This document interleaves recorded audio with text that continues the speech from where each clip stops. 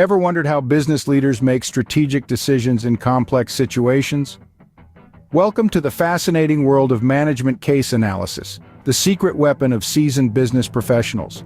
This process involves a meticulous dissection of real-world business scenarios to identify core issues, devise viable solutions, and recommend the most effective course of action. What makes it so valuable, you ask? It's a fantastic tool for honing problem-solving and decision-making skills, two essential competencies in the business terrain. But that's not all. It also offers profound insights into the dynamics of organizational behavior and the principles that govern effective management. In other words, it's like a backstage pass into the minds of successful business leaders, revealing how they navigate the intricate maze of business challenges. So if you've ever dreamt of thinking like a top-tier business leader, mastering the art of management case analysis could be your first big step in that direction. First things first, you need to dive deep into the case at hand. Understanding the case is not as simple as reading it once and making quick assumptions. It requires careful and thorough review to truly grasp the background information, key issues, and relevant facts. This is where you identify the central problem the organization is facing. What's the hitch that's causing a glitch in the smooth running of operations? But don't stop there. It's equally important to identify the key stakeholders and understand their perspectives. Who are the individuals or groups who have an interest in the outcome of the case? What are their positions, concerns, and motivations?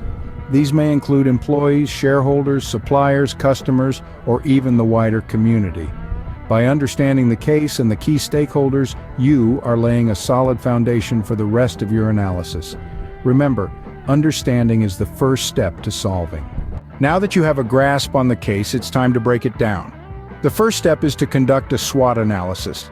This involves identifying the organization's strengths, weaknesses, opportunities, and threats. Strengths and weaknesses are internal factors, things that the organization has direct control over. This could be a unique product, a dedicated team, or even a strong brand reputation. Weaknesses, on the other hand, might be gaps in the product line, poor customer service, or outdated technology. Opportunities and threats are external factors, elements outside the organization's control. Opportunities could be a growing market, a competitor leaving the market, or a new technology that could enhance the company's product. Threats might be a new competitor, changing market trends, or regulatory changes. Now, the SWOT analysis is not a standalone tool. It's only as good as the information you feed into it. That's where an understanding of the industry environment and competitive landscape comes into play. The industry environment encompasses everything from the economic conditions to the regulatory landscape. Is the economy booming, or is it in a recession? What are the industry trends? Are there new regulations that could impact the business? These are all questions you need to answer. The competitive landscape, on the other hand, entails understanding who your competitors are, what they're doing, and how you stack up against them. It's about identifying their strengths and weaknesses, their strategies, and their products or services. Together, the SWOT analysis, the industry environment, and the competitive landscape provide a comprehensive view of the situation at hand. They give you the insights you need to understand the challenges the organization is facing, the opportunities it can seize, and the threats it needs to mitigate. Remember, a good analysis is not just about identifying the issues. It's about understanding why these issues exist and how they impact the organization. It's about finding connections, spotting patterns, and making sense of complex situations. Analysis forms the backbone of your solution. Without a thorough analysis, you're just shooting in the dark. So take the time to dig deep, to ask the right questions, and to really understand the situation. Only then can you start developing effective solutions. With your analysis in hand, it's time to brainstorm solutions. Now, we're at the heart of the matter. Having understood the case and analyzed the situation, it's time to generate potential solutions. This is where your creativity and analytical skills meet. You need to envision multiple ways to address the identified problem. These solutions could range from minor adjustments to major strategic shifts. The goal is to create a pool of options, not just one or two. But how do you come up with these solutions? Well, remember the internal and external factors you analyzed earlier? Use them as a starting point. Consider how the organization's strengths could be leveraged or how its weaknesses could be mitigated. Think about the opportunities that could be seized and the threats that need to be managed.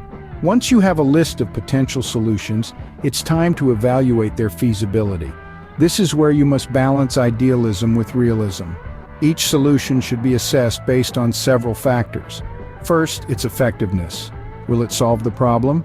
Second, the costs of implementation. Does the organization have the resources to put it into action? Third, the potential risks. What could go wrong and how likely is it? And finally, alignment with organizational goals. Does the solution support the organization's long-term objectives and values? Don't be afraid to be critical during this stage. It's better to identify potential issues now than to be blindsided later. And remember, each solution will have its pros and cons.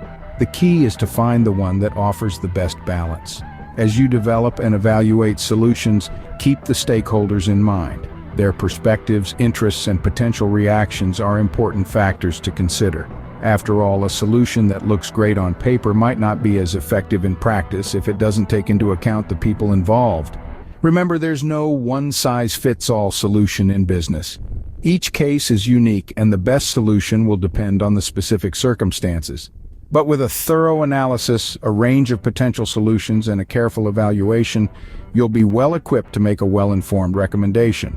You've got your solutions, now let's make some decisions. So, we've generated potential solutions, each promising in its own right. Now comes the challenging part, choosing the most effective one. But how do we decide? Well, we need to evaluate each solution against a set of criteria. We consider its effectiveness in addressing the problem, the costs of implementation, potential risks, and how well it aligns with the organization's goals. It's like choosing a new car. You wouldn't just go for the first shiny one you see.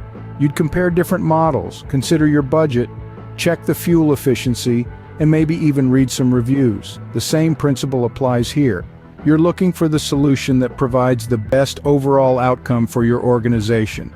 Once you've made your choice, it's time to justify it. This isn't about defending your ego.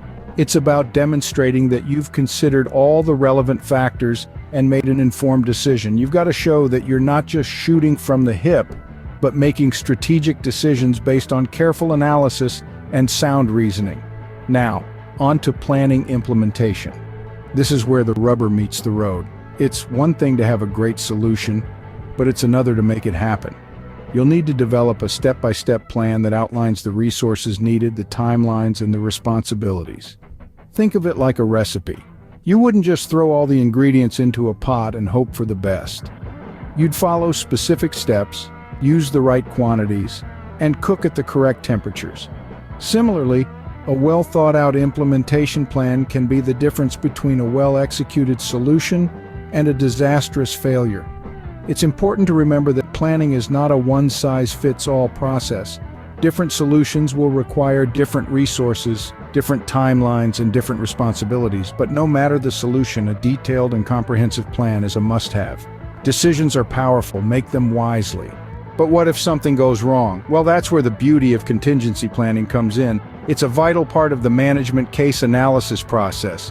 You see, no plan is foolproof. There's always the potential for unexpected challenges or roadblocks.